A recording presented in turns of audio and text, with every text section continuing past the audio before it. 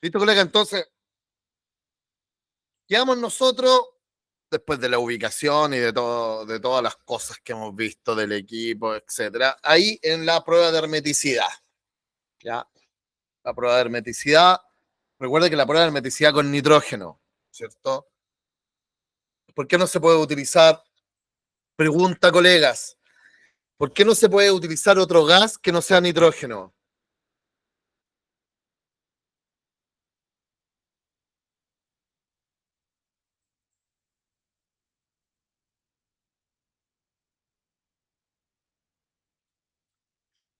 ¿Será por la presión, profe? ¿La contaminación? Uno, porque el refrigerante, por ejemplo, no alcanza la presión. Perfecto, la presión de prueba. Recuerden que aquí, ¿cierto? En la presurización nosotros presurizamos con 300 psi, ¿ya? Hay algunos manuales, como por ejemplo el del equipo Fujitsu, que indica 600 psi, o sea, esa es la especificación del fabricante. Hay otros manuales que ni siquiera especifican en la instalación poder presurizar con nitrógeno, Ya realizan otro procedimiento para la prueba hermeticidad, la cual deja bastante que desear, pero bueno, es lo que ponen ellos, o sea, ya es bastante básica. Ahora, 300 psi. Nosotros, si probamos el equipo en modo calefacción, la presión va a ser mucho más alta que 300 psi, incluso 450, 500, 550 psi puede tener. Entonces, si uno ya considera el siguiente fundamento, que yo debiese presurizar a lo menos con el valor de presión, ya en la cual va a estar expuesto ese punto, evidentemente que 300 psi no sería una presión adecuada, ¿cierto? No es una presión adecuada.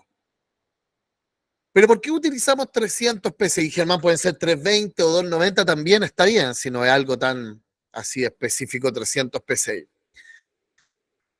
Yo en un principio utilizaba 450 psi, pero me pasó un par de veces, por eso bajé el valor de presión. Ahora puede ser que esto es debido a que los equipos estén usados, ¿ya? A pesar de que a un colega le pasó con un equipo nuevo. ¿Y qué es lo que quiero contarles? Que lo que quiero contarles que al presurizar el equipo con valores de presión muy altos, ya, vuelvo a repetir, los equipos Fujitsu aparece 600 psi, pero los equipos genéricos no aparece ningún valor de presión genérico en cuanto a otras marcas, a eso me refiero, ¿ya?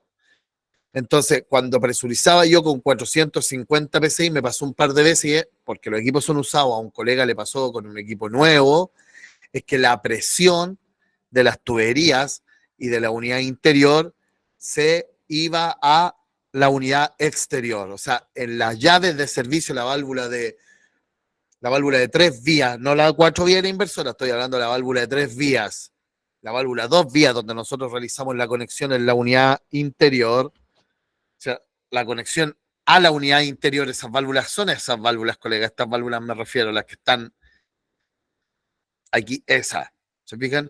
Donde nosotros ponemos nuestro manómetro, esas válvulas de 3 vías, ¿ya? De 2 vías en la válvula, ¿cierto? De la tubería del diámetro más pequeño. Dentro llevan unos rines esas válvulas. Entonces, ¿qué es lo que me ocurrió a mí?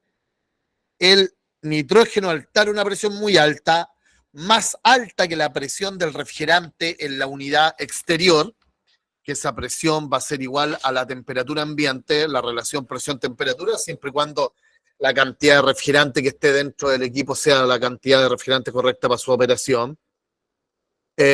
Como va a haber menos presión en la unidad exterior, esos 450 psi eran más altos y entonces la válvula no retenía.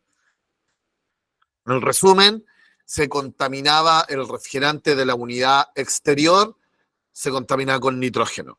Por eso decidí bajar a 300 psi en la prueba. Y era un poco difícil de poder diagnosticar al principio, ¿ya? ¿Por qué? Porque la presión tendía a bajar, como si existiera una fuga. Evidentemente que nosotros realizábamos todas las pruebas, por ejemplo, como aquí, ¿cierto? Con prueba de espuma, ya solución jabonosa, y no aparecía ninguna fuga. Entonces los manómetros, pero la presión bajaba. Los manómetros, pero lo que me generó a mí un indicio que era el nitrógeno que se estaba pasando a la unidad exterior era que la presión disminuía, pero llegaba un momento que no seguía disminuyendo. O sea, disminuía y después se estabilizaba. ¿Ya? ¿Y eso por qué? Porque se igualaban las presiones entre la presión de las tuberías con la unidad interior, con la presión de la unidad exterior. ¿Ya? Entonces ahí nosotros concluimos que era el nitrógeno que se pasaba. Por eso bajé el valor de presión. Ahora con 300 PSI, igual un valor de presión aceptable para poder ya buscar fuga. Y claramente eso es mucho mejor que nada, o sea, que no buscar fuga con una presión positiva en el interior del equipo. Ya, así que eso. No sé si alguien tiene alguna duda con este procedimiento de nitrógeno, presurización con nitrógeno.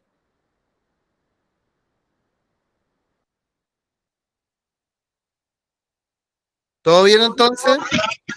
Profesor, a mí me llama la atención que igual es costoso igual trabajar con el nitrógeno, ¿o no?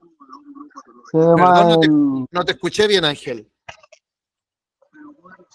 que por los costos, digo yo, por los costos por trabajar con nitrógeno y Yo creo que más que los costos, colega, es eh, más que el costo del nitrógeno mismo. El nitrógeno vale súper barato. O sea, cargar un cilindro de 2 metros cúbicos de nitrógeno cuesta, no sé, 9.000 pesos. No es caro. Lo que es un poco más caro es armarte del cilindro más el manómetro reductor de presión de nitrógeno. Eso sí es más caro. Ya no sé, lo puedes encontrar en 250.000 pesos. Pero hay que pensar una cosa. Si el equipo te queda con fuga, va a gastar incluso más plata ya de lo que te cuesta el nitrógeno con el manómetro reductor de presión, que teóricamente tienes que comprarlo una vez nomás. Lo único que puede jugar en contra de eso es que no tengas dónde cargarlo. Como varios de ustedes son fuera de Santiago, mis colegas, por ejemplo, había un colega que estaba en Panguipulli, otro colega en Osorno, otro colega en Arica, ya de los que han hecho curso y me dicen que ahí no hay dónde cargar que no sea en Indura o en Agas. Entonces, básicamente también los Indura y los Agas no manejan cilindros pequeños, utilizan el grandote, el de 6 metros cúbicos. Entonces, claramente eso, el nitrógeno sirve, pero es muy poco práctico porque es muy grande el cilindro. Entonces, por ahí habría algún fundamento de por qué no se usa el nitrógeno. Pero decir que el nitrógeno es caro, el nitrógeno económico lo que cuesta es hacerse el cilindro y el manómetro reductor. Ahora, tampoco es un precio impagable, porque después de, con 2 fugas que tú evites, que detectes con el nitrógeno, básicamente si tú igualas lo que te costó el nitrógeno a lo que te hubiese costado reparar esas 2 fugas, ya se pagó y después todo lo otro es ganancia, porque cada fuga que encuentres es ganancia porque ya la pagaste con los que teóricamente hubieses dado garantía anteriormente. Y yo con un cilindro de nitrógeno de 2 metros cúbicos he presurizado hasta 7, 8 veces, ¿ya? Ahora, la idea es que sean 7 u 8 equipos, no sea 5, 6, 7 veces el mismo equipo porque no se encuentra la fuga, pero no es caro desde ese punto de vista. Ahora, claro, requiere la logística, así como te dije, de ir a cargarlo, tener espacio en el vehículo de desplazamiento. Ahora tampoco es tan grande, el de 2 metros cúbicos es suficiente, ¿ya? Así que eso básicamente, Ángel. Ahora la pregunta es, ¿los viejos lo usan? No, muy pocos colegas están utilizando nitrógeno. Pero debería hacerse una práctica habitual porque algunos dicen, no, yo busco fugas con vacío. La verdad, colega, que buscar fugas con vacío, ya lo comentamos esto cuando analizamos el manual, ¿ya? O con baja presión de refrigerante, muy difícil. Por ejemplo, nos vamos a vacío, que es la siguiente presentación que nos toca, ¿ya? Nos vamos a vacío. Primero, ya liberamos todo el nitrógeno, colega, lentamente. O sea, antes de comenzar a realizar el procedimiento de vacío, ¿qué es lo que hacemos? Botar el nitrógeno. Colega, si nosotros hacemos vacío o conectamos nuestra bomba de vacío, porque esa es la situación, con presión, que puede ser presión de nitrógeno, lo único que va a ocurrir es que salga el aceite de la bomba y va a quedar un desastre ahí donde estamos, y si no tengo aceite, voy a querer usar la bomba con bajo nivel de aceite, no va a ser el mismo procedimiento de vacío, se puede dañar, etcétera. O sea, después de haber presurizado y haber aprobado nuestra prueba de hermeticidad, eh, lo que nosotros hacemos en la prueba de hermeticidad mediante la presurización, tenemos que liberar todo el nitrógeno. Y fíjate que acá, colegas, cambiamos la manguera. Aquí estábamos con alta presión, ¿ya? Y ahora nos vamos con baja presión. O sea, el manómetro de alta, ¿por qué ocupamos el manómetro de alta para presurizar? Porque lo presurizamos a una presión de 300 psi y acá tenemos una presión de máxima de 300 psi. O sea, si utilizamos el manómetro de baja presión para presurizar, vamos a hacerlo trabajar a la límite, ¿cierto?, de su rango. Por eso es adecuado entonces utilizar el manómetro el manómetro de alta presión. Una vez que liberamos el nitrógeno, ya cambiamos la manguerita azul, la roja tiene las mismas características, es solamente para conservar acá, ser coherente con los colores, pero si tengo una manguera roja y digo, voy a hacer vacío, no puedo hacer vacío, vuelvo mañana porque no tengo la manguera azul, no pasa nada, colega, o sea, tienen las mismas características y ustedes, de hecho, si tienen un árbol de carga, lo pueden comprobar, las mismas características de resistencia a la presión, aproximadamente 600, 800 psi, y una presión de reviente, crack, de 3000 psi. Entonces no pasa nada hacer con roja, no van a dejar un trabajo sin realizar porque no tenían la manguera azul. En este caso, y con el objetivo didáctico, exactamente cambié la manguera. Germán, puedo hacer vacío con el manómetro de alta presión.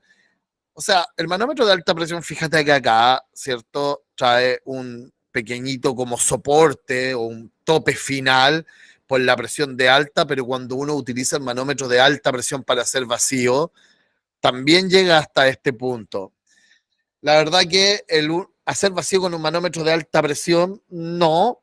¿Ya? ¿Por qué? Porque al manómetro de baja presión el que trae la escala de vacío negativo. O sea, perdón, de vacío relativo, iba a decir. Vacío relativo el que nosotros podemos medir con el vacuómetro, o sea, con el manómetro de baja presión con él.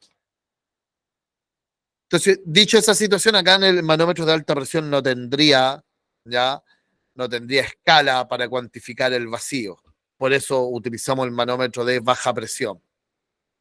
Entonces, liberamos nitrógeno, conectamos nuestro manómetro de baja presión, tanto al equipo, ¿ya?, como a nuestro manifold o árbol de carga. Y nuestra bombita de vacío la conectamos. En este caso, colegas, como les comenté en el video, esta bomba de vacío trae una llave de servicio, es la bomba propia, no es una situación muy habitual, es particular casi de estas bombas de vacío Mastercool, en donde se fijan que la llave de la bomba de vacío tiene 3 puertos de conexión. ¿Y eso es por qué? Porque está fabricada para poder trabajar con mangueras de distinto diámetro, ¿ya? Entonces nosotros utilizamos la de un cuarto, la manguera un cuarto flare, ¿cierto? La conexión, la típica, ya, pero aquí puede ser hasta 3 octavos y media. Esto cabe destacar que cuando nosotros utilizamos un solo puerto, los otros puertos deben estar cerrados, si no por ahí va a ingresar aire. Y tiene esta llavecita de servicio que una vez que encendemos la bomba, esa llave hay que abrirla porque en caso contrario vamos a estar haciendo vacío solamente en la bomba de vacío, en el interior de la bomba de vacío, y no vamos a hacer vacío en el equipo, entonces podemos perder mucho tiempo, mucho trabajo. ¿Ya? La conectamos entonces, tenemos conectado la manguera azul al equipo, la manguera amarilla a nuestro manguera azul al equipo y la manguera amarilla a nuestro árbol de carga. Perdón, disculpe, colega, me está hablando un colega. Ok, voy a poner en silencio. Denme un segundito, colega.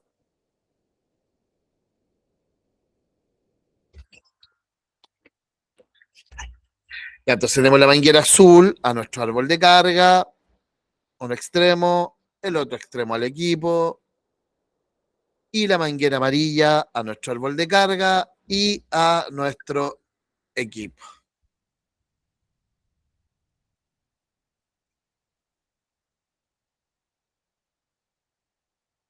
Oh, colega, pero... ¿Estamos, colega? ¿Alguien tiene alguna duda aquí?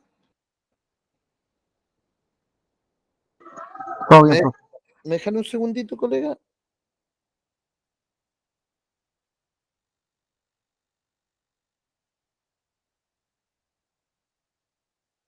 Deme un segundito que me...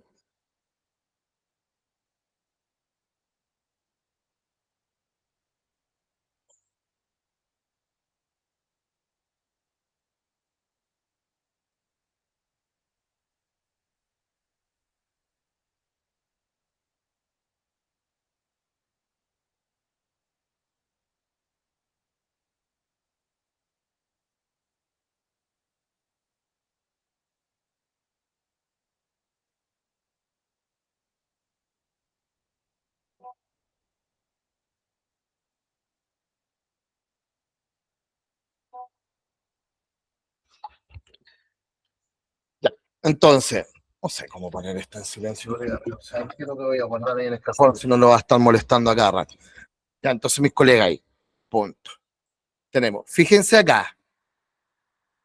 ¿Se acuerdan cuando revisamos el manual de instalación del equipo que decía que realizáramos vacío hasta una presión de 29,9 pulgadas columna de mercurio? Y eso nosotros lo podemos únicamente medir con el manómetro de baja presión, ¿ya? Entonces, aquí yo además instalé un vacuómetro. Entonces, las buenas prácticas de refrigeración, las buenas prácticas de servicio en refrigeración y aire acondicionado hablan de la utilización de un vacuómetro. Y el vacuómetro, ya alcanzar en el vacuómetro una presión de vacío, ya de 250 micrones. ¿Ya? Y los micrones como medición de presión absoluta de vacío. ¿Se recuerdan cuando, cierto, analizamos conceptualmente el proceso de vacío? Decíamos que el vacuómetro, la unidad que nosotros utilizamos, porque hay otras unidades también, ¿ya? Corresponde a los micrones. Entonces, ¿qué diferencia había entre un vacuómetro y un manómetro?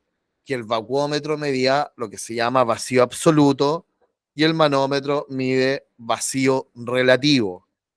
El manómetro utiliza esta escala verde que a todo esto tiene una pésima resolución, ya para el vacío relativo, y el vacuómetro ya toma como referencia el vacío perfecto teórico o teórico. Entonces, mide de abajo hacia arriba, hacia la presión atmosférica el vacuómetro. En cambio, el manómetro ya mide el vacío de la presión atmosférica hacia el vacío teórico. El vacuómetro desde el vacío teórico toma como referencia a la presión atmosférica. Entonces, si bien es cierto, nosotros estamos acá ya midiendo vacío, en este caso con los dos instrumentos, pero son dos cosas distintas, porque por ejemplo, si nosotros hacemos vacío en una ciudad con una altura geográfica, no sé, 2.000, 3.000 metros sobre el nivel del mar, es imposible que alcancemos, las 29,9 pulgadas columna de mercurio, ¿ya? ¿Por qué? Porque las 29,9 pulgadas columna de mercurio, lo que indica de vacío los fabricantes en el manual, únicamente se pueden alcanzar a nivel del mar o a una altitud geográfica que sea despreciable. Pero a 3.000 metros sobre el nivel del mar, por ejemplo, Calama está a 2.000 y tantos metros, aquí en Santiago, no sé, Los Bronces, la Minera, no sé, Farellones, no sé, está a una altura mayor. Es imposible, colega, alcanzar ya esa 29,9 pulgadas columna de mercurio. Sin embargo, el vacuómetro nos va a marcar aquí, a nivel del mar, en Santiago o en una ciudad a 2.500 metros sobre el nivel del mar, nos va a marcar 250 micros, o sea, puede alcanzar ese valor, porque él no toma como referencia la presión atmosférica, como el manómetro de baja. Se fijan que acá presión atmosférica, ¿cuánto está marcando el manómetro? 0 PSI. Y cuando nosotros comenzamos a hacer vacío, la aguja baja por debajo de 0 PSI manométrico, que es la presión atmosférica. En cambio, el vacuómetro comienza a medir del vacío teórico perfecto, esa es su referencia. El vacío relativo con el manómetro, entre más grande sea el número, comillas, mejor vacío, por ejemplo, 29,9 pulgadas columna de mercurio es mejor vacío, comillas, ya que 20 pulgadas columna de mercurio. O sea, entre el número, entre sea mayor, es mejor vacío porque más lejos estoy de la presión atmosférica, ya hacia abajo. En cambio, el vacuómetro, entre más pequeño el número, al revés que el manómetro, es mejor. O sea, 250 micrones es mejor vacío que 25.000 micrones. Entre más pequeño el número. ¿Por qué? Porque más cerca me encuentro del vacío teórico perfecto. ¿Ya? Entonces son dos cosas distintas. Y vuelvo a destacar que en los manuales de instalación de equipo de aire acondicionado únicamente habla de la utilización ya del manómetro para realizar vacíos y nos indica 29,9 pulgadas columna de mercurio, o sea, ni siquiera hay una variación ya con respecto a la presión atmosférica. Ya. A todo esto debía saber alguna tabla para poder corregir, o si no, los colegas que instalan equipos de altitud geográfica elevada pueden estar días con la bomba de vacío conectada y jamás van a alcanzar 29,9 pulgadas columna de mercurio. Eh, Eso dice el manual. Por otro lado, vuelvo a repetir, las buenas prácticas en refrigeración y aire acondicionado hablan de la utilización de un vacuómetro, ¿ya? En donde la presión objetivo del vacío a medir con el vacuómetro corresponde a 250 micrones. Aquí, para que ustedes vean eso, yo voy a ocupar los dos, ¿ya? ¿Qué es lo que dice aquí? No sé si alguien conoce este vacuómetro CPS, que es un muy buen vacuómetro por lo demás. Estos vacuómetros traen una T, ¿ya?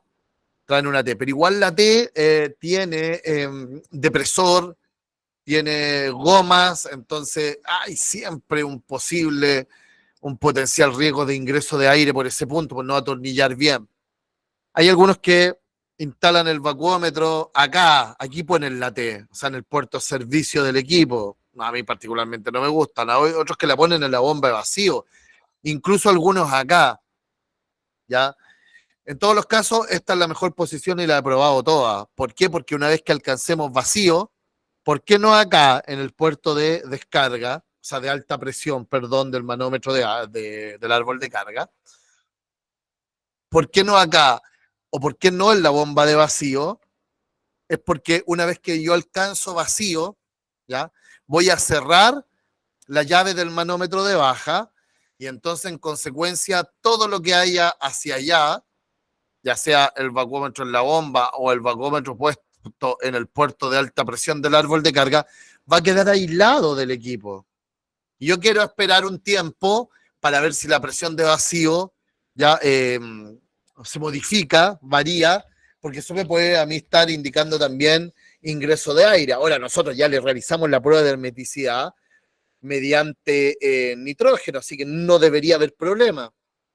Si yo uso únicamente la prueba de vacío como prueba de hermeticidad, claramente si utilizo ya solo el manómetro, voy a tener que esperar mucho tiempo porque las microfugas, fugas pequeñas, nos generan variaciones inmediatas en el árbol de carga, en el manómetro de baja. Sin embargo, variaciones pequeñas, ingreso de aire pequeño, fugas pequeñas, por decirlo de cierta manera, igual generan una variación en el vacuómetro. En resumen, el vacuómetro sería mejor para una prueba de hermeticidad por vacío. Sin embargo, tienen ciertas desventajas, las cuales son es que no puedo identificar dónde está ingresando aire, ni siquiera haciendo la prueba de hermeticidad con el manómetro de baja o con el vacuómetro. Por eso, la prueba de hermeticidad mediante presión positiva, presión negativa, perdón, en vacío, ¿cierto? Genera que después sea poco probable que yo encuentre la fuga por donde se está generando, porque a diferencia que con nitrógeno no puedo aplicar espuma, solución jabonosa en las tuercas. ¿Qué me dicen, colega? ¿Tienen alguna duda hasta aquí?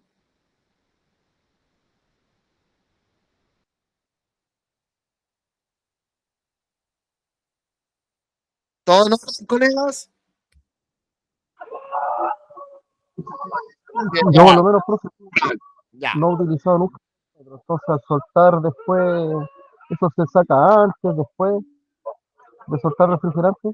Sí, aquí vamos a hacer el procedimiento. Sí, colega, también trae pulgadas columna de mercurio, el vacuómetro. Pero no es usual cuantificar el vacuómetro en pulgadas columna de mercurio, 100 micras. ¿Ya? Claro, hay que sacarla. colega, hay que sacar antes el vacuómetro, ¿ya? Es una buena observación porque a pesar de que en el manual aparece que puede soportar una presión, no sé, suponte de 400 PSI, yo no lo voy a probar, colega, de 400 PSI, por lo cual cuando abramos las llaves de servicio, hay que abrir, generar una presión positiva y después sacarlo y después terminar de abrir las llaves. Entonces, colega, considerando que también, fíjense bien aquí, verificamos el nivel de aceite en nuestra bombita, que está ok y ya está limpio, comenzamos a encender nuestra bomba y a realizar el procedimiento de vacío. Abro esta llave de la bomba, enciendo la bomba, abro la llave de la bomba, abro mi manómetro y ya estoy haciendo vacío. Y particularmente en este caso, abro este taponcito de acá que corresponde al gas Balac. En términos, ¿cierto?, prácticos, dice que, aquí no sé si alcanzan a leer ustedes, que el taponcito debe ser abierto 2 minutos después de comenzar el vacío, o sea, mantenerlo abierto 2 minutos, ¿ya? Tomando como referencia el comienzo del vacío. ¿Para qué esto, colega? El gas Balac es para evitar un daño, una contaminación prematura del aceite de la bomba, ya que el vapor de agua que saca en un principio de dentro de las tuberías, entendiendo que dentro de las tuberías hay aire, ¿ya? Se puede condensar en el aceite y así disminuir significativamente la vida del aceite. Entonces esto nos va a ayudar a no eliminar, pero a aumentar la vida útil del aceite de la bomba de vacío. ¿Ya? Entonces comenzamos a bajar, abrimos esto por 2 minutitos, después lo cerramos y comienza el procedimiento de vacío.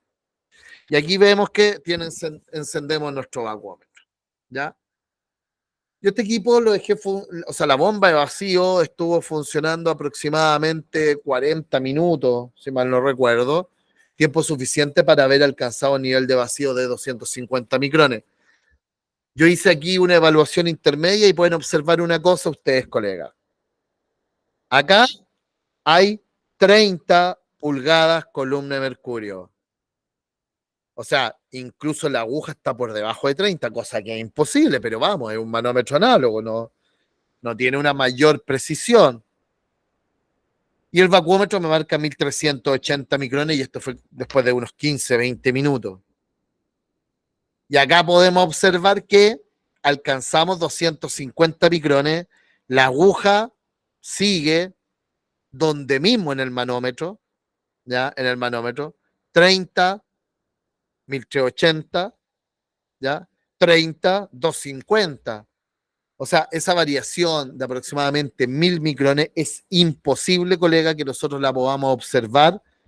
Ya es imposible que nosotros la podamos observar en el manómetro de baja presión. O sea, eso es netamente el vacuómetro. Porque el vacuómetro, imagínense que 1 pulgada columna de mercurio es ya 25.400 micrones. ¿Me siguen ahí, colega, o no? La variación que hay. Mira,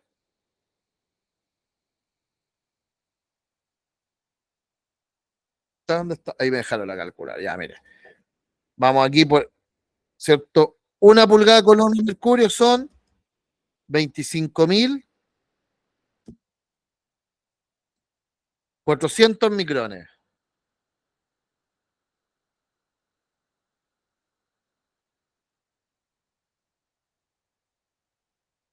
¿Estamos?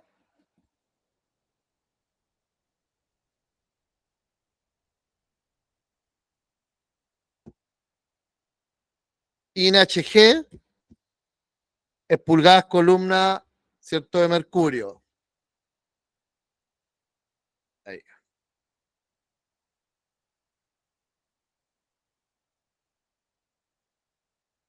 Y esto sería micrones de mercurio. ¿Me siguen, colega? No, es con minúsculas. Ahí, listo. Entonces, mi viejo, si 1 pulgada columna de mercurio es 25.400, 0,5 es 12.700 micrones. 0,025, un cuarto pulgada columna de mercurio, es igual a 6.000, ya 6.000, ¿cuánto colega me ayudan? 350.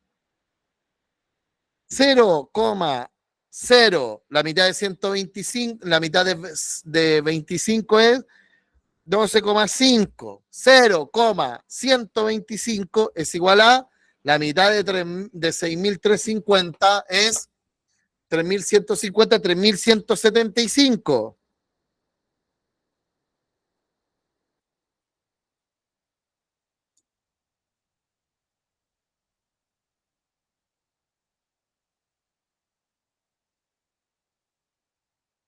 Después,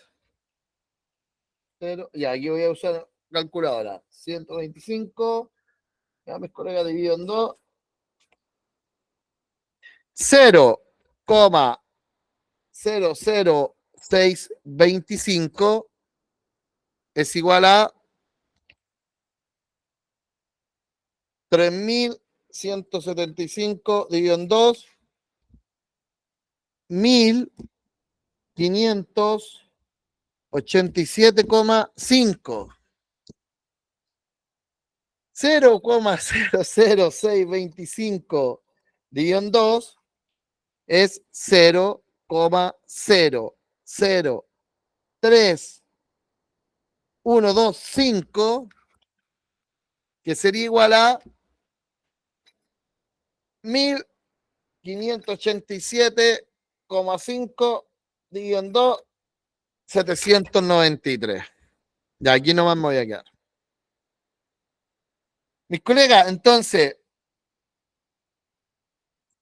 ¿saben por qué estoy haciendo? No, ¿se dieron cuenta lo que estoy haciendo? Que cuando varía, fíjense bien acá, en el ejemplo anterior, acá, ahí,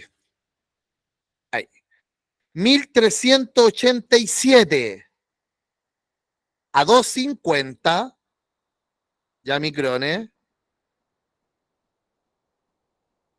o sea, una variación de cuánto, 1.380, 250 son 1.080, ya micrones, 1.080 micrones, ya, supongamos acá 1.587, ya para redondear. Para redondear, 1.587 micrones. Ya. En pulgadas columna de mercurio, esa variación de 1.380 a 250 micrones es equivalente a 0,00625 pulgadas columna de mercurio. Es imposible verlo en este punto, colega, imposible. ¿Ya? Por eso es que el vacuómetro es mucho más preciso por su resolución, por su punto de referencia. Sin embargo, a pesar de su extrema ya precisión, no nos permite a nosotros identificar, en el caso de que existiera un ingreso de aire por una fisura en una tubería, no nos permite identificar de forma certera dónde está ingresando el aire, puesto que ya no podemos utilizar solución jabonosa. Por eso vuelvo a repetir, sigue teniendo mucha más ventaja la prueba de hermeticidad mediante la presión positiva con nitrógeno. Entonces, después que alcanzo los 250 micrones, yo cierro esta llave. Se fijan, el vacuómetro me queda al lado del equipo, porque al cerrar esta llave se cierra la manguera amarilla, y si el vacuómetro está puesto en la bomba de vacío no sirve de nada, y si está puesto en este punto, ya, y lo tengo que cerrar, ¿cierto? No sirve de absolutamente nada, ¿ya? Entonces, por eso está en la mejor posición. Después de 10 minutos a mí me subió a 260, colega, 10 micrones, si 1.300 micrones ya eran 0,00 y algo pulgadas columna de mercurio. Es imposible 10 micrones verlo en el manómetro de baja. Incluso, colega, eso puede ser producto hasta del instrumento, por ejemplo. ¿Ya? Eso de ninguna forma, el aumento en 10 micrones se refiere a un ingreso de aire por una fisura. Más yo lo digo con la seguridad que me otorga la anterior procedimiento de presurización mediante nitrógeno. Así que varió 10 micrones, incluso como les comenté anteriormente, podría ser hasta producto del instrumento. Así que ahí, una vez que alcancé el vacío y cerré, ¿cierto? El manómetro, evidentemente se apagó la bomba de vacío, etcétera. Espero 5 o 10 minutos, colega, y si el vacuómetro no se mueve es porque el procedimiento ya está realizado, está. Esto significa particularmente dos cosas. La primera, que el equipo está hermético, y la segunda es que no hay humedad dentro. Entonces, es ahora el momento para poder realizar, recién ahora, la apertura de las llaves de servicio. Entonces, aquí está tu pregunta, Ángel. ¿Qué es lo que tengo que hacer para retirar el vacuómetro? A ver, alguno me dice, Germán, y si aquí ponemos una llavecita de paso, sí, es que cada vez que ponemos una llave más accesorio, mayor posibilidad tenemos de que se genere una fuga o un ingreso de aire. Entonces, ¿qué es lo que hago yo? Una vez que ya alcanzamos el nivel de vacío, etcétera, lo que acabo de comentar, vamos a abrir las llaves de servicio. Siempre vamos a comenzar abriendo las llaves de servicio de menor diámetro. Y en este caso la abro parcialmente hasta, como pueden observar aquí, tener una presión positiva de unos 20 psi, 25 psi, 15 psi. No tan baja porque puede ser tan baja que me ingrese aire al momento de sacar el vacuómetro. Entonces, 20 psi, 30 psi es más que suficiente, colega. Entonces, al generar ese valor de presión, se fijan que el vacuómetro cambió inmediatamente y ahora no me está mostrando vacío, o sea, de 260 micrones, ahora no me muestra vacío. ¿Por qué? Porque yo abrí la válvula de la tubería de menor diámetro y aumenté la presión hasta 20 psi. ¿Para qué? Para ahora, en ese punto, sacar rápidamente el vacuómetro. No puedo sacar el vacuómetro en vacío, ¿por qué? Porque va a ingresar aire al equipo. Entonces, de esta forma genero la presión positiva. Y una vez que retire el vacuómetro, como lo pueden observar ahí, ya no debe bajar la presión. Fíjense ahí, dice que no debe bajar la presión a 0 psi, por eso de 20 psi utilicé yo, saqué rápidamente el vacuómetro y me quedó una presión positiva. Ya no hay ningún problema en eso. ¿Por qué lo hago esto? Porque si yo abro las llaves de una vez, como lo estoy haciendo ahora acá, porque este es el procedimiento que sigue, ya, ambas llaves, la de menor diámetro y la de mayor diámetro, ya vamos a tener posteriormente una presión más alta, ya, más alta que va a ser la presión en reposo del refrigerante. Y de esa forma lo que va a ocurrir es que podría dañar al vacuómetro. Además, esa línea va a tener refrigerante que está en estado de saturación. Eso quiere decir que van a haber trazas de líquido y las trazas de líquido arrastran aceite, entonces puedo contaminar con aceite el sensor de mi vacuómetro. ¿Ya? Entonces, una vez que termino ahí, ya termino de abrir las llaves están abiertas, no hay ningún problema. Tenemos entonces equipo, instalar las tuberías, presurizamos con nitrógeno, hicimos vacío y realizamos la apertura de las llaves. Hasta ahí vamos. Como les comenté en el video ya de la conexión eléctrica, evidentemente que este es un trabajo que se puede hacer en paralelo mientras hago vacío. Aquí pone un efecto de análisis, ¿cierto? Se ha realizado en serie, ¿ya? O sea, le estoy explicando los paso a paso de los procedimientos de manera individual, pero claramente que esto se puede hacer mientras se realiza vacío, que hay un tiempo, entre comillas, perdido, hay que buscar que hacer algo. Yo no puedo decir, oye, ¿qué estáis haciendo? No, estoy haciendo vacío, porque ustedes no tienen que mirar la bomba para hacer vacío, la bomba hace sola. Entonces pueden hacer esto, o incluso, como les comenté en el video, ya los cables podrían haberlos pasado antes. O sea, yo conecto los cables en la unidad interior y cuando instalo la unidad interior en el soporte, se recuerdan en la placa de montaje donde perforamos, paso los cables enseguida hacia afuera. ¿Ya? Eso también se puede hacer. Yo lo estoy haciendo como de forma individual, pero eso también se puede hacer y puedo ahorrar un buen tiempo. Ahora, ¿por qué lo hago yo así ahora? Porque les quiero mostrar entonces también ya el proceso para retirar la máscara del equipo. Ya en el caso que necesiten hacer un mantenimiento, repasamos ese concepto. Y si no lo llegan a poner ustedes antes de que salga, ¿cierto?, de colgar el equipo en la placa de montaje, de instalar el equipo en la placa de montaje, lo pueden hacer de la siguiente forma, ¿ya? Tenemos que sacar la máscara, porque la entrada de los cables acá está en la parte inferior, y esta máscara acá, yo la tengo aquí arriba. ¿Por qué? Porque hay que tener un extremado cuidado. ¿Por qué? Porque estos puntos se pueden quebrar. A ver, había una pregunta en el chat. Perdón, dice Germán, pero ahí tendríamos una pérdida pequeña de gas abriendo. Sí, colega, una pérdida pequeña, pero mi vacuómetro de 300 lucas sigue vivo y si lo saco ¿ya? En vacío va a entrar aire. Es un mal menor por un bien mayor.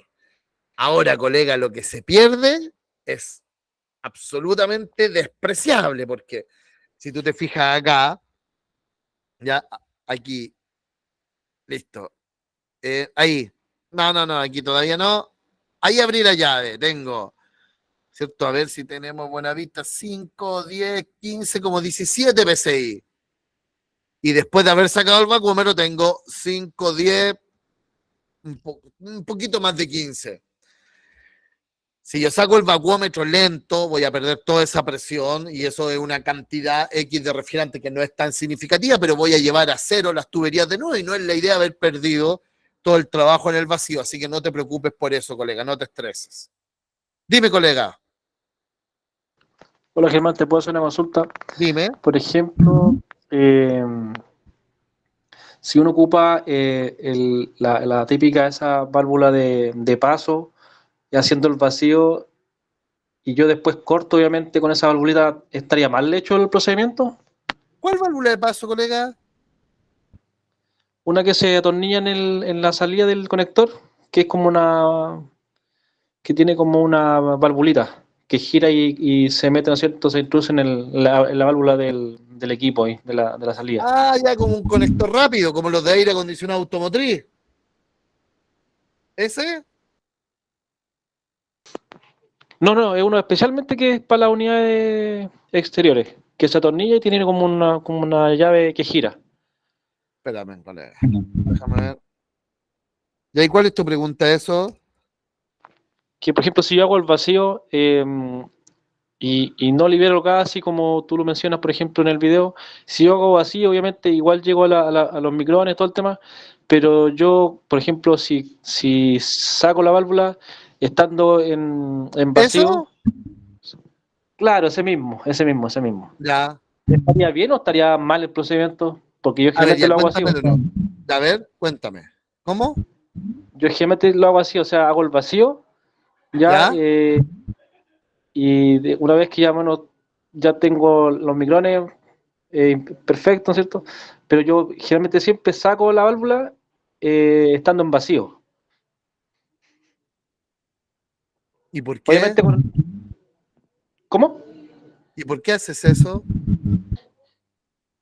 Porque, o sea, según yo está listo el procedimiento del vacío, pero yo lo saco, obviamente, lo desconecto con la manillita y debería ¿Sí? estar, obviamente, en vacío el circuito, po. Claro. No sé si está mal hecho el procedimiento. Ya, pero, y después cuando abre la llave, ¿qué es lo que ocurre? No puedes medir presión. No, pues, se supone que un equipo nuevo no debería tener problemas, como va a pedir Pero, presiones. claro, el tema está que si yo te pregunto cuál es la presión del último equipo que instalaste, y tú no vas a saber, porque no mides No, presión. no, Claro, no, nunca claro, ha habido presiones porque tienes que, se me va a terminar. claro, tienes que saber por lo Por menos a eso qué te equipo pregunto, queda trabajando, o sea, qué presión queda trabajando. O claro, sea, en por una eso, prueba, por eso preguntaba claro. si, O por sea, ejemplo, la diferencia de que pierde uno también influye no, esa cantidad mucho no poco en la influye, prestación así. colega. No Ay, influye esa cantidad.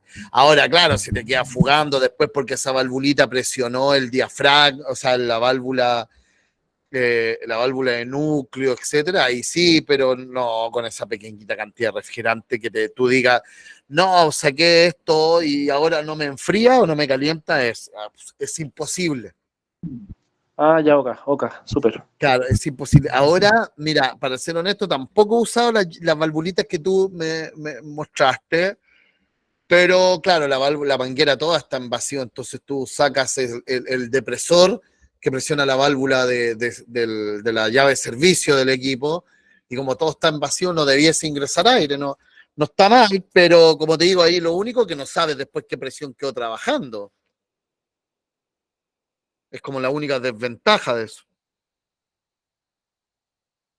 Ahora yo lo hago así porque no quiero exponer ¿cierto? El vacuómetro a la presión, más que el refrigerante, cuando nosotros abrimos la llave o cuando un refrigerante, o sea, perdón, más que el refrigerante está en estado de saturación, a eso me refería.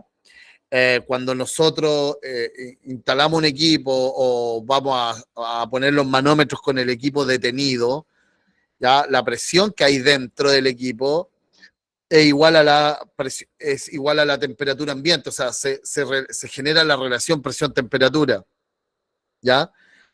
Eh, ¿Y qué es lo que ocurre? El refrigerante está en una condición que se llama de saturación, relación presión-temperatura, por lo cual hay en algunos puntos mezcla de refrigerante en estado líquido gaseoso, es como el refrigerante, como se comporta el refrigerante dentro del cilindro. Por lo cual, ustedes ahí, ¿cierto? Al instalar los manómetros o sacar los manómetros, lo que va a ocurrir va a salir va a salir refrigerante en estado líquido, mezcla, y también va a salir aceite.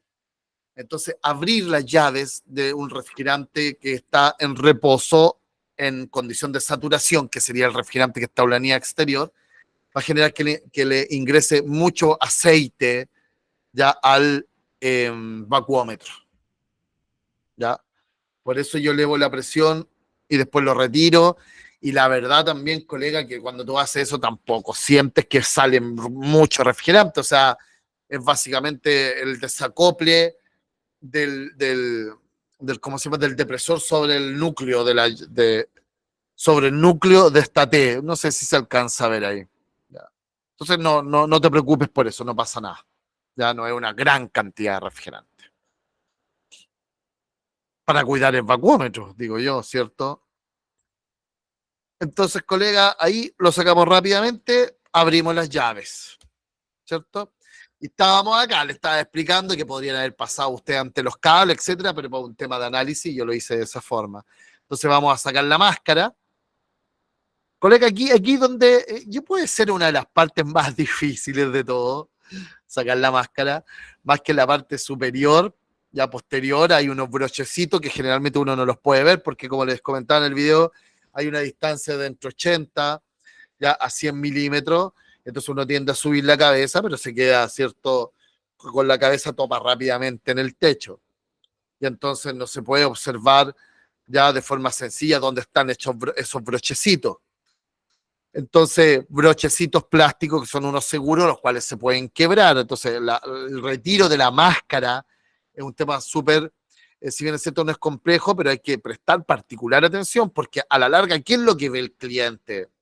El cliente ve la máscara del equipo, por lo cual si está rayada, si se le quebró un brochecito de seguridad o estos soportes de la tapa, ¿ya?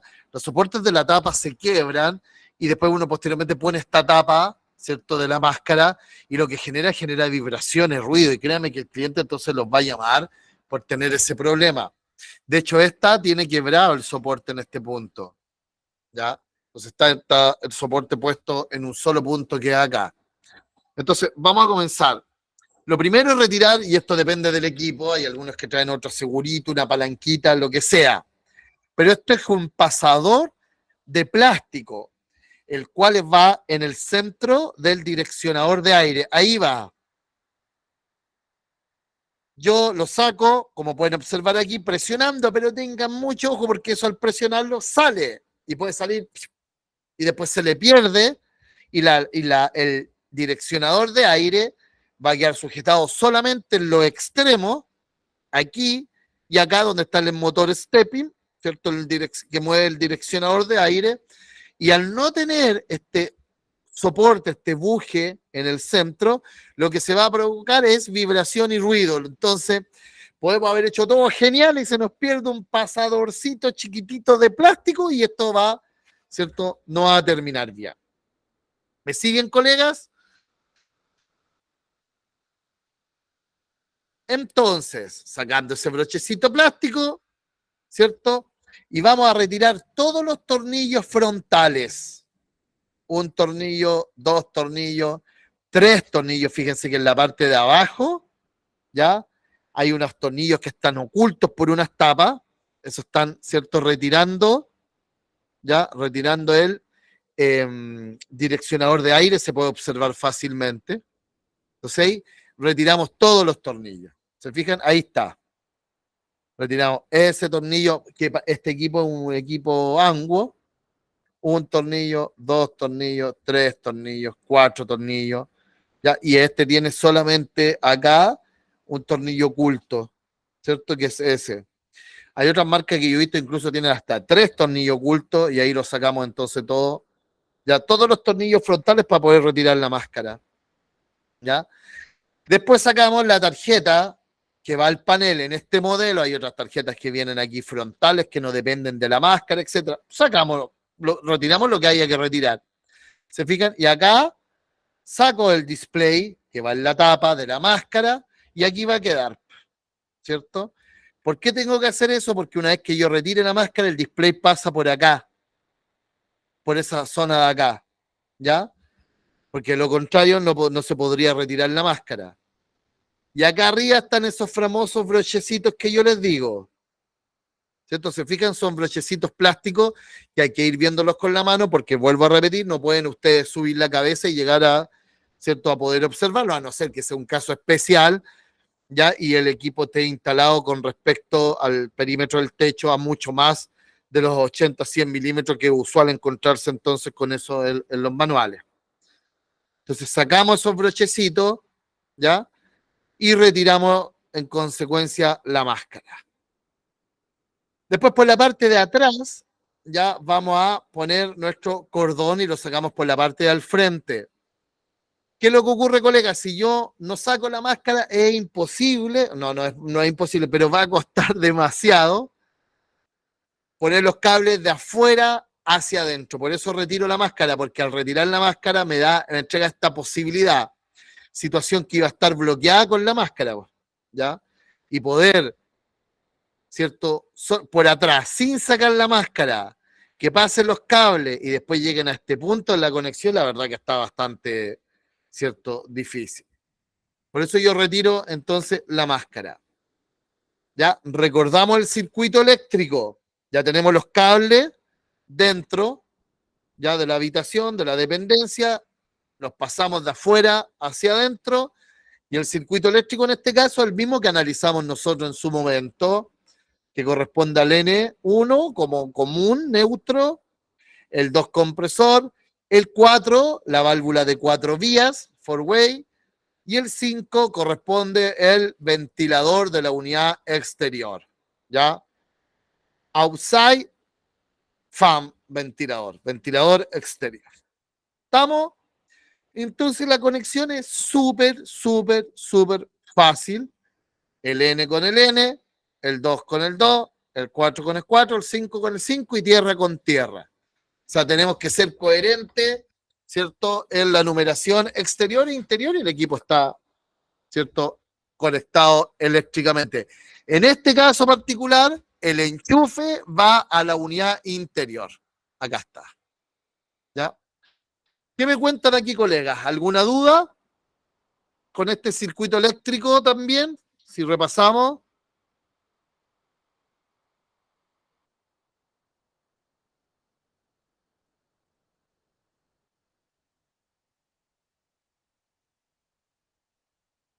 ¿Todo bien? Entonces, nos unimos, ¿cierto, colega? N con N, 2 con 2, 4 con 4, 5 con 5. Listo. Y acá tenemos. Les dije, colega, como les dije en el video, nosotros, generalmente los equipos, cuando traen, porque hay algunos equipos que no traen, ya, los cordones, generalmente son dos cordones. Un cordón con los cables con mayor sección o mayor diámetro, ¿ya? Que sería el cable que trae, o el cordón, perdón, que trae 3 cables, ¿ya? Dice, pregunta, dice, ¿se puede testear el cable 4 de la válvula para ver si está operativo? Claro, vos, colega, con midiendo tensión. Todo acá, ya aquí, acá, todo tiene tensión, el 2, el 4 y el 5 con respecto al neutro. Entonces, por ejemplo, si yo quiero testear si la válvula de 4 vías, una primera parte, si la válvula de 4 vías sale la energización de la tarjeta hacia la válvula de 4 vías, porque lo que pasa después de esta regleta no es problema de la tarjeta. Entonces yo mido tensión entre N y 4 y me debiese marcar los 220 volts. ¿Ya? Ojo con esto. Si yo mido ya tensión con respecto a tierra, voltaje con respecto a tierra, entre el N y la tierra y me marca 220 volts, no significa que la tarjeta esté dañada. Si yo mido, por ejemplo, voltaje del 2 del compresor con respecto a tierra y marca 0 volt, no significa que la tarjeta esté dañada. Incluso ahí podríamos ver hasta el compresor funcionando. Lo que ocurre es lo siguiente. Ya, lo que ocurre es lo siguiente. Ahí. Que acá tenemos el neutro y acá llega la fase al relé principal. Pero aquí, como los enchufes no son polarizados, yo puedo invertir el enchufe y la fase va a quedar conectada al neutro del equipo, ya, al N. Pero al ser al ser corriente alterna, no es polarizada y el equipo va a funcionar igual. Pero posteriormente, bueno, teóricamente pueden existir algunos tipos de problemas, la verdad, que yo lo he probado, el enchufe así, incluso los inverter, no me preocupo nunca cómo voy a enchufar porque no es polarizado. Tendría que marcar en una de las patitas del enchufe cuál es la fase y después ya en el enchufe hembra, el de suministro eléctrico, marcar también cuál es la fase para siempre poner fase con fase. Y eso no lo tengo hecho y lo he probado con el sentido del enchufe en ambas posiciones y siempre ha funcionado. Sin embargo, desde el punto de vista diagnóstico, si yo no tengo claro eso, ya mido, por ejemplo, ya, colega, mido entre neutro y el 4, supongamos el equipo lo puse en calefacción, que en calefacción es cuando energiza la bobina, ya, lo puse en calefacción y eso me va a marcar 220 volts. O sea, la bobina de la válvula de 4 vías, por lo menos la energización para la bobina sale de la tarjeta de la unidad interior. Lo que ocurra después, si funciona o no funciona, el equipo no tiene idea, pero te está entregando la tensión de suministro a la bobina. Entre N y 4, 220 volts. Entre 4 y tierra, 0 volts. Entre N y tierra, 220 volts. Entonces, ¿qué significa eso? Que el enchufe no está puesto así, debería ir así, para que la fase fuera fase y el neutro fuera neutro, pero sin embargo, al ser una condición de tensión alterna, no ser polarizada, el equipo funciona igual. Porque, colega, nadie se da cuenta en los televisores o en los equipos, en la juguera, en el refrigerador, cuál es fase y cuál es neutro. Nosotros todos enchufamos porque es nuestro enchufe, pues no polarizado. ¿Ya? Así que sí se puede, colega, y teniendo también en consideración lo que acabo de comentar. Cuéntame si está respondida tu duda entonces. ¿Todo bien, colega? ¿Alguien más tiene alguna duda? Yo les estaba comentando que entonces el cable más grueso, o sea, el cable que tiene, el cordón que tiene 3 cables, generalmente el de mayor diámetro, el de mayor sección. ¿Por qué? Porque es para el N y para el compresor. El compresor es aproximadamente el 85% de la corriente de todo el equipo, ¿ya? Por eso tiene una sección mayor que el cable 4 y el cable 5, que son para corriente muy bajitas, corriente, amperaje, no voltaje. Todas las cargas son a 220 volts de la unidad exterior, ¿ya? Entonces, por eso el 4 y 5 es de menor diámetro o menor sección, porque solamente para la válvula de 4 vías y para el ventilador de la unidad exterior. Así que por eso el cordón que tiene 3 cables podría tener ya diámetros mayores o sección mayor en los cables del cordón de 3. Tenemos unidad interior y hacemos lo mismo entonces con la unidad exterior. ¿Ya? Azul, azul. Y aquí está blue, azul. Negro, negro. Yo decía, Germán, ese es café. Ya, sí es café, pero aquí viene con esa cosita, esa fundita, y eso significa que el cable negro. Negro, 2, Y acá dice negro 2, black. Después dice el 4 es el violeta, el morado. Dice Germán, pero este es un cable café. Sí, pero esto manda la punta, la marca, violeta 4, y corresponde acá a la válvula 4 vía 4-way, violeta 4. Y por último, el orange, ¿cierto? El naranjo 5, y corresponde al naranjo 5. Colega, los colores son porque vienen ya en el kit de instalación del equipo. Si ustedes van y compran porque quieren alargar el equipo, no sé, 10 metros, que es el máximo del equipo, van y compran un cordón de 5 por 1,5, por ejemplo, porque evidentemente que en un cordón ya no van a tener distintos secciones, por eso esto viene separado. Entonces, si no quieren hacer una unión intermedia y pueden ponerlo de un solo cordón, no hay ningún problema. Pero si no vienen los colores diferentes, van a tener que marcar ya cuál es N, 2, 4, 5. ¿Qué quiero decir? Lo importante es que esto calce con eso. El equipo no va a tener idea si en uno tú pusiste en vez de un azul un blanco, o si en 5 en vez de un naranjo pusiste un rojo. El equipo no tiene idea, solamente que el fabricante lo hace de esta forma para poder facilitar y minimizar, facilitar la instalación y minimizar una falla, por ejemplo, una equivocación. ¿Ya? Así que nada más que es por eso, no se estresen con esa situación. ¿Ya? Entonces tenemos misma conexión, unidad interior, misma conexión, unidad exterior, y ya está listo nuestro equipo. ¿Se fijan? Ahí lo tenemos. Ya una fotografía al lado de la otra. ¿Qué les parece, estimado, hoy, si tienen alguna duda?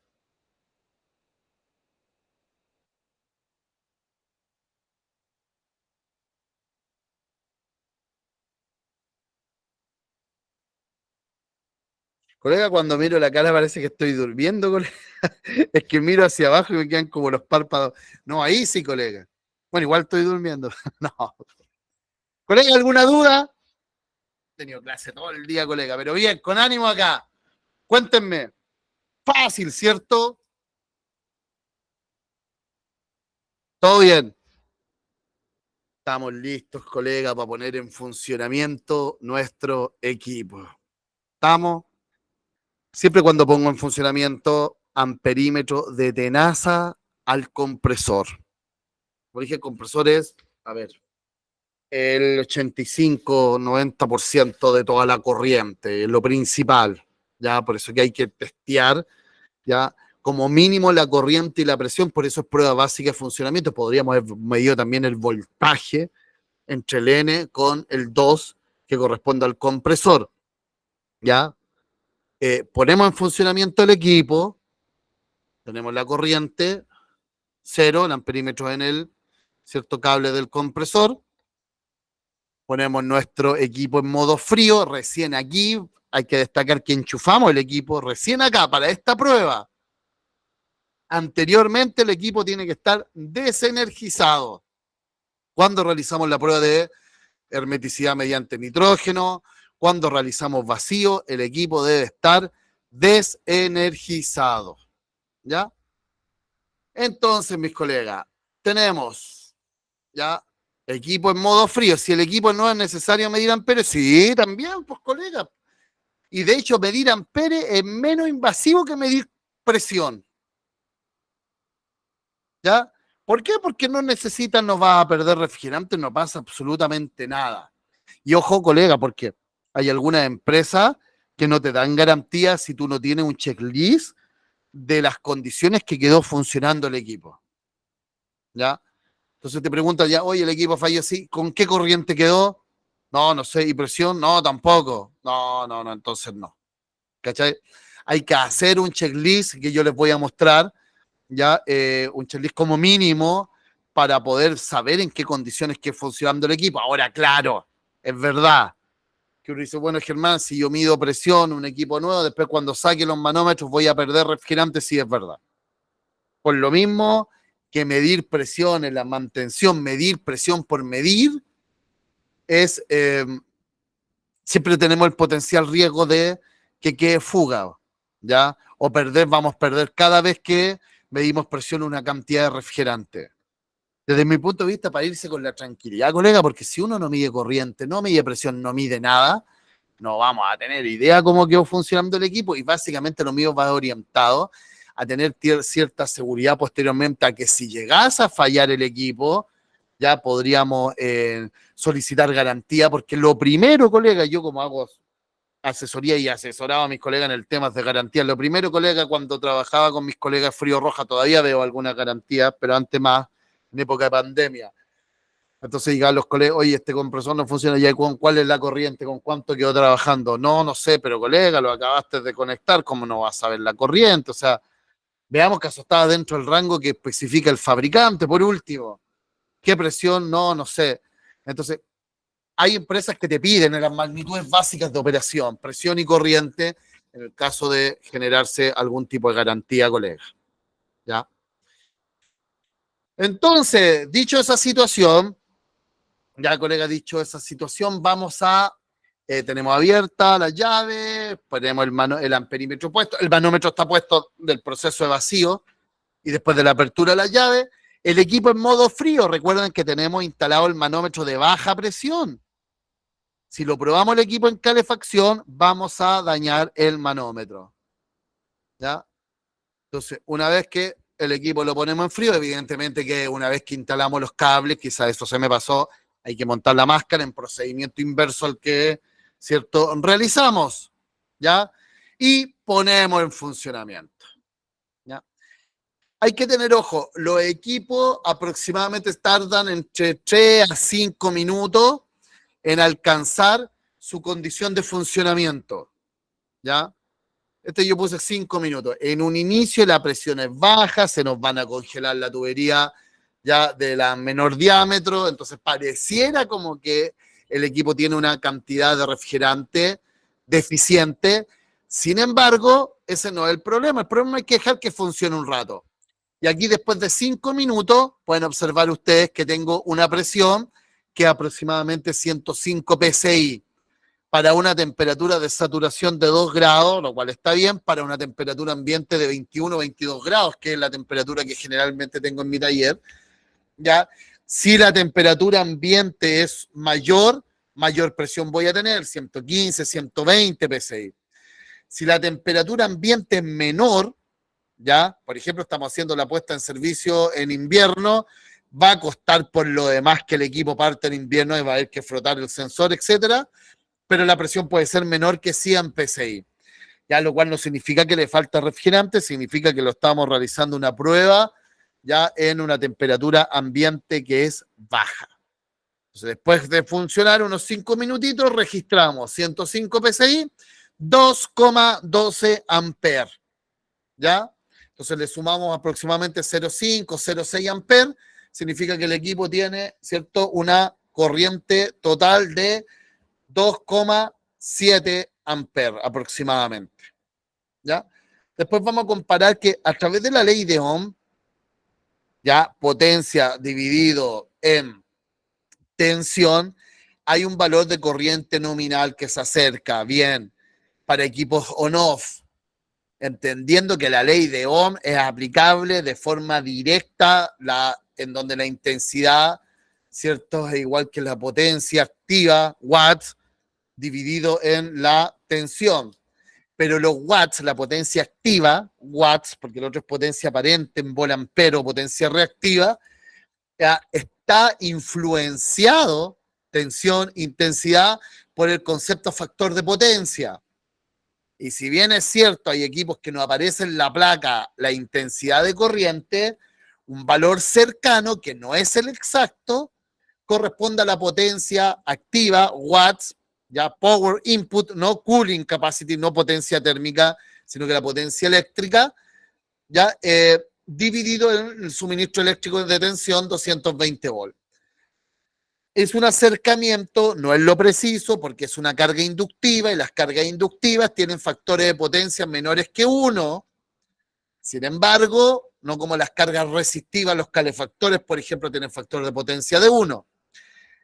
Sin embargo, acá, ¿qué es lo que ocurre? En un equipo de aire acondicionado on-off, el factor de potencia ya el factor de potencia es cercano a 1. ¿Por qué? Porque el compresor utiliza un capacitor permanente. Eso mejora significativamente su eficiencia, ¿ya? El factor de potencia nos habla del porcentaje, ya del porcentaje de energía que se transforma en trabajo. Y en las cargas inductivas no es el 100%, por eso hay un porcentaje que se genera cierto calor. Ahora, nosotros no tenemos un motor para generar calor, pero ahora, como les dije, la eficiencia de un motor en esta configuración eléctrica que se llama PS, Permanente Split Capacitor PSC, es relativamente cercana a 1. Por eso, potencia, vuelvo a repetir, dividido por tensión, watt dividido en volt, nos va a dar la intensidad nominal, ¿ya? Y esa nosotros la podemos considerar como la corriente nominal en las condiciones en las cuales el fabricante nos indica que el equipo tiene tanta potencia térmica, los 9000 BTU/hora, por ejemplo. Porque hay una corriente nominal en las condiciones de prueba y hay una corriente máxima, pero ambas son referencias, ¿ya? Y ahí ya tengo funcionando mi equipo, colega, con la prueba básica de las básicas de las básicas que corresponde a la registro de presión y corriente. ¿Qué me dicen, colega? ¿Cierto? Hasta aquí, si tienen alguna duda. Ángel, cuéntame. Profesor, solamente para saber, yo sé que se mide la presión siempre en frío, pero en calefacción, ¿cuánta presión debería dar?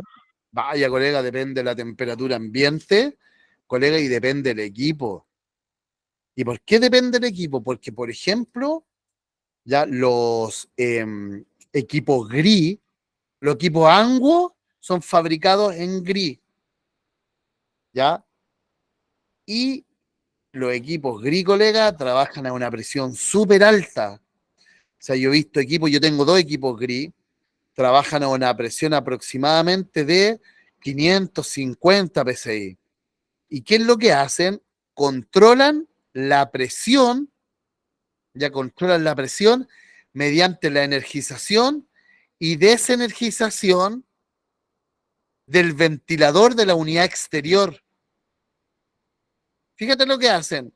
Cuando la presión cuando la presión es muy alta, ya cuando la presión es muy alta, desenergizan el ventilador de la unidad exterior. Y en la unidad exterior es el evaporador, en ese caso en modo calefacción. Entonces, de cierta forma, como que simulan que el evaporador, la unidad exterior, está bloqueada con hielo. Y la presión comienza a disminuir y cuando llega a otro valor, ponen en funcionamiento nuevamente el ventilador de la unidad exterior. Entonces trabaja a presiones muy altas, 550 PSI, y además oscilan dependiendo ¿cierto? Dependiendo la presión. Ahora me dice Germán, ¿cómo el equipo sabe que la presión está alta? Ahí el que hace el trabajo, colega, de ver el valor de presión alta es el sensor de tubo en un equipo NOF.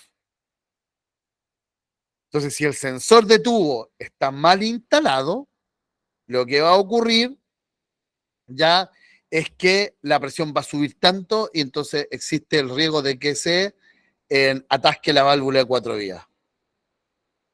Entonces, ¿cuál es la presión? Depende de la temperatura ambiente y depende también del algoritmo de control del fabricante. Sin embargo, yo como mínimo, he visto presiones del orden de los 420, 450 PSI. Sí, profe, por eso le preguntaba, porque el otro día me tocó ir a ver una reparación y, y tenía sobrecarga refrigerante y Claro. la presión no me variaba en 120, no, yo le sacaba refrigerante, ¿cierto? Y no bajaba, se mantenía. Estaba Entonces, contra hipercargado. sí, entonces en un minuto probé con la presión de calefacción y al final quedó como justamente en 420, como usted me dijo. Lo Claro. medí en frío, después lo medí en frío y me dio 90. Era de noche. Así que Ya. concuerda con todo lo que usted está diciendo. Claro. Miren, colega, aquí por mientras ustedes me dicen, aquí yo estoy buscando un video, dice presiones de funcionamiento, déjame ver acá, presiones de funcionamiento, mira, wow. Mm, mm, mm, mm, mm, mm, mm. ¿Lo escuchan?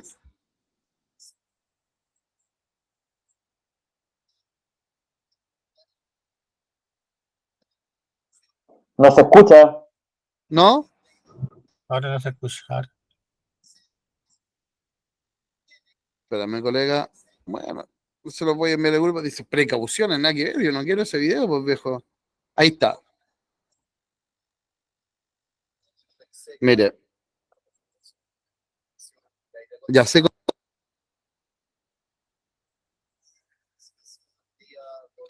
Espérame, colega, enseguida. Mire. Espérenme. Ahí.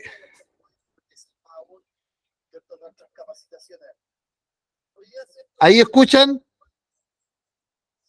Se escucha abajo. Ah, sí, sí, sí, sí. Ahora mira. Son las presiones de funcionamiento de un equipo de aire acondicionado. Colega, ¿es algo la misma polera o no? ¿Es otra? R32, No, no, es la misma. R410A, equipo de aire acondicionado del Cuéntame con César. No, me equivoqué a apretar el botoncito. Ah, ya, ok. Gracias. tipo dividido, split system. Profe, una consulta. Dígame.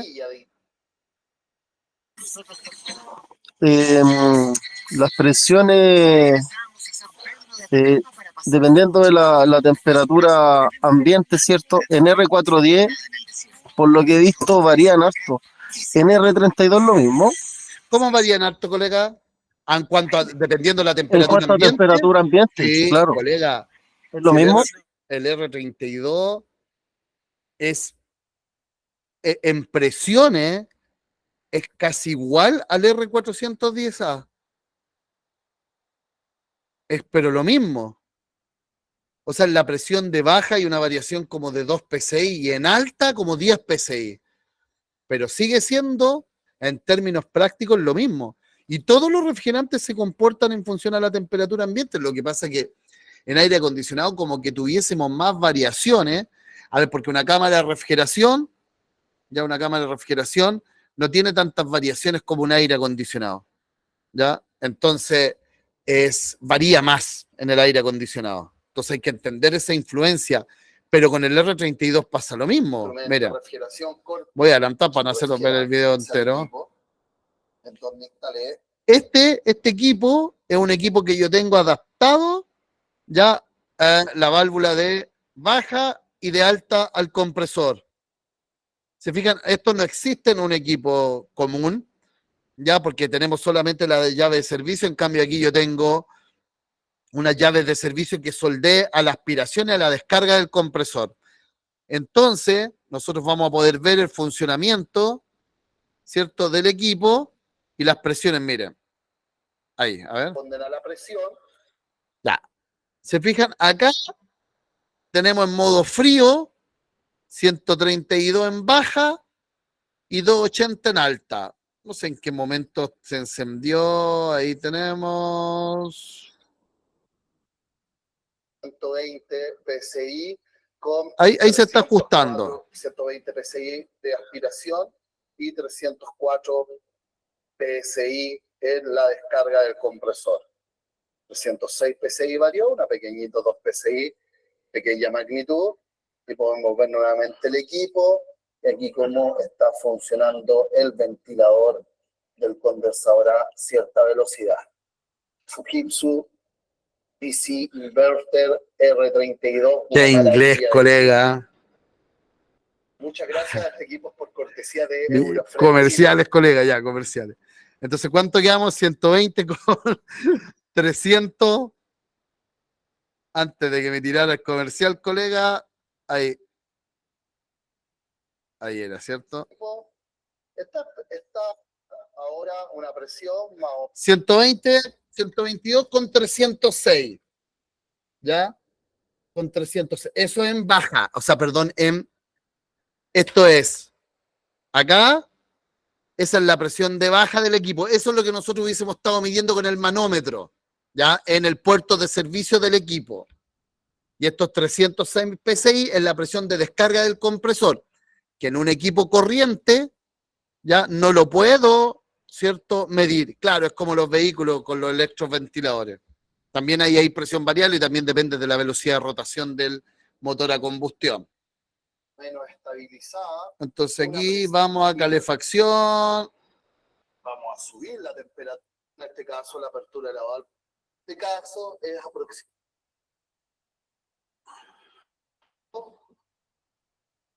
Ahí se fijan.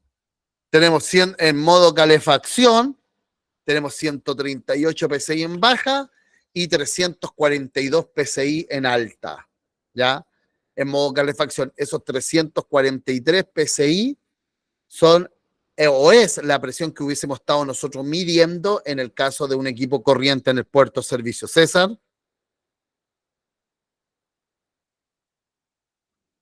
Nada, no he apretado nada. Ah, pedí la mano arriba, colega. En delante. O quedó pegado. De nuevo, quedó pegado. Ya, vamos aquí. No, no, bájala, colega. Ahí, no sé cómo va. Y parece que yo no puedo. Te vaya a cansar ahí todo el rato. Así que eso, colega, las presiones son variables. Ahora, igual aquí la presión 343 PSI igual es baja, pero bueno, igual ese es un inverter, colega. Los inverters tienen vida propia, así que ya, y además el inverter puede estar diciendo, oye, ¿por qué me estás poniendo en control remoto en 30 grados si aquí hay 22 grados y tengo mi unidad interior y mi unidad exterior a la misma temperatura? ¿Cuál es el sentido, cachai? Situación que no ocurriría en una instalación donde la unidad interior está dentro y la unidad exterior está afuera, ¿ya? Así que no sé si respondí a tu pregunta, 359, ¿cierto? Y ahí quedó 377, estoy yo de nuevo, 377, Profe, 390, dígame. sí, no, yo me refería más que nada a las temperaturas ambientes. Por ejemplo, la presión de un R410 en verano, medirla en frío, en invierno, como si usted se refería en delante. Si era lo mismo Ah, el claro, claro. R32, porque Igual, es lo mismo, lo porque yo había mismo. escuchado que el R410 era como que variaba harto. No, colega, la misma situación. No, no, no, no. O sea, el R410 varía harto, pero también el R32. No es que el R32 Ya varía vale. menos. Porque mira, si nosotros... Aquí está. Este... Perdón, perdón. Este es el manómetro, ¿cierto? Pues está en otra ventana. No, no, no, no, no, no, no, no, no, no.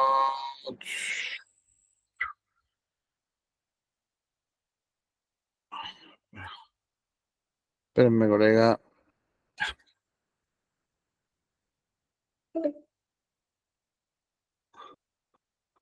Entonces, en la misma situación, colega, presentación, equipo de aire acondicionado online, parece que esa es.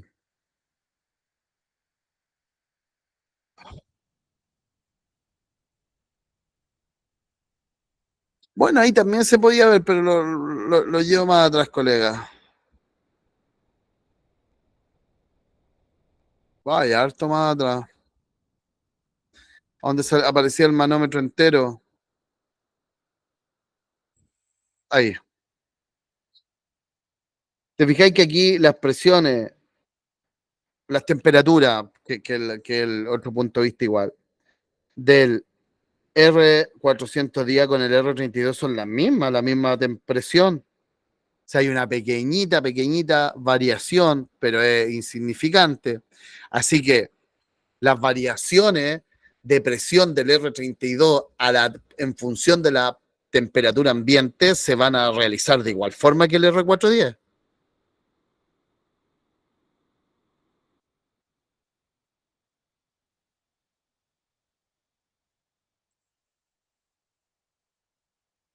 No, colega. Eduardo.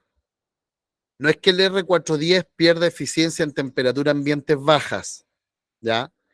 Lo que pierde eficiencia es el equipo on-off, independiente si sea cargado con R410 o con R32. Sin embargo, ha sido contemporáneo el R32 con los equipos inverter. Así que es muy difícil que encuentres un equipo on-off con R32. Yo tengo uno, por ejemplo, aquí en la oficina, ahí está encendido un equipo portátil, lo más poco habitual. Un equipo portátil con R32 y compresor on-off, pero es lo único que yo he visto, no hay ningún split ya que tenga R32 que sea on-off.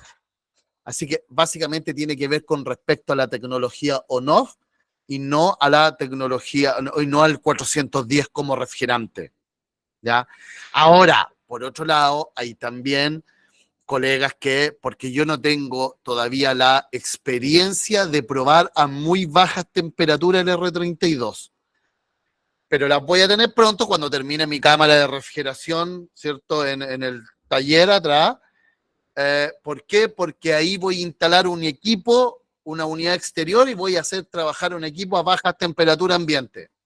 Y ahí voy a comprobar que el R32 debiera tener un rendimiento, porque una cosa, colegas, son las presiones son similares, pero otra cosa es la potencia, ¿cierto? O es la capacidad unitaria de extraer calor del refrigerante R32, que es mucho mayor que la del R410. Sin embargo, podemos encontrar equipos de 9000 BTU con R410 y de 9000 BTU con R32. El R32 como refrigerante es más eficiente, pero van dentro de un equipo que se vende con cierta potencia térmica. No sé entonces si me entienden. Tener 9000 BTU con R410 es lo mismo que tener 9000 BTU que con R32. Por los dos son 9000 BTU. El R32 por sí solo como refrigerante es más eficiente que el R410. Por eso que la cantidad de refrigerante en equipos con R32, ¿cierto? La cantidad de refrigerante a cargar en un equipo con R32 es menor que el R410 porque necesito menos cantidad de refrigerante para generar la misma potencia térmica. Ahora hay que ver cómo se comporta el R32 a más bajas temperaturas y eso todavía no lo he probado con respecto al R410A. ¿En qué te confundiste, Eduardo?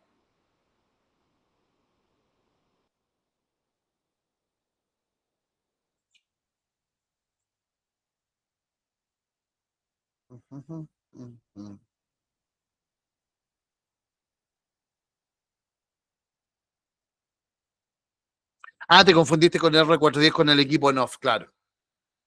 Eso. Así que las variaciones de presiones que se van a generar con el R32 a baja temperatura son similares a la del R410A por un efecto de tener, ¿cierto?, una relación presión-temperatura que es similar. Cuéntenme, estimados, si tienen alguna otra duda. Colega, voy a sacar bien la cuenta, pero creo que quedan como 2 clases más los sábados, ¿ya? Pero creo eso, no sé. Tengo que ver porque la clase pasada no realizamos y creo que una anteriormente, ¿se recuerdan que tampoco realizamos? Que era que íbamos juntando demasiada materia y dije, oye, este sábado no hay clase o no me acuerdo. Bueno, pero cumplamos los objetivos, pero deben quedar como 2 clases los sábados, colegas. Cuéntenme, estimados, si tienen alguna duda. Ya tenemos el equipo funcionando, pues, colegas. Aprendimos a cómo funciona, aprendimos sobre el tema de los refrigerantes, queda, ¿cierto?, analizar el tema del R32, ver la conexión, ¿cierto?, de un equipo inverter, colega, que el equipo inverter es súper fácil, es lo mismo que un equipo no-off, ya desde el punto de vista de conexión eléctrica, ya, sino que vamos a ver algunas características constructivas de los equipos inverter, porque la conexión es lo mismo desde el punto de vista mecánico, presurización, vacío, ya todo es lo mismo. Solamente cambia la conexión, o sea, son 4 cables, colega. O sea, desde el punto de vista cables es lo mismo. Lo que cambia es el modo de funcionamiento, que ahí es significativamente diferente. También quedé, ¿cierto?, de enviarle las herramientas que ustedes necesitan, ya, en un apunte. Así que todavía queda la fiesta, ¿cierto? Cuéntenme, estimados, si tienen alguna duda.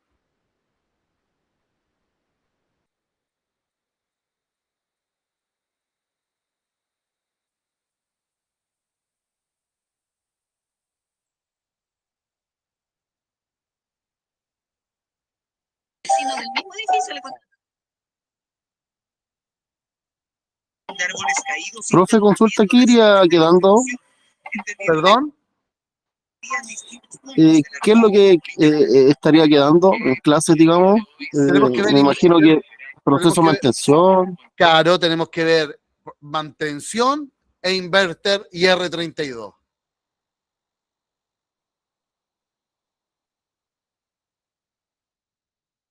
Esos son como los 3 grandes temas que nos quedan.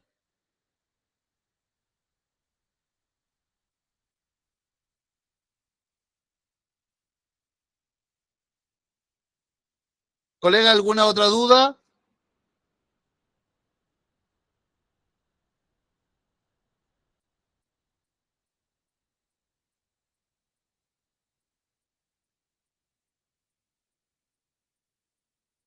Sí, mira, colega Eduardo. Espérenme un poquito. Si no tienen alguna otra duda. Tun, tun, tun, tun, tun.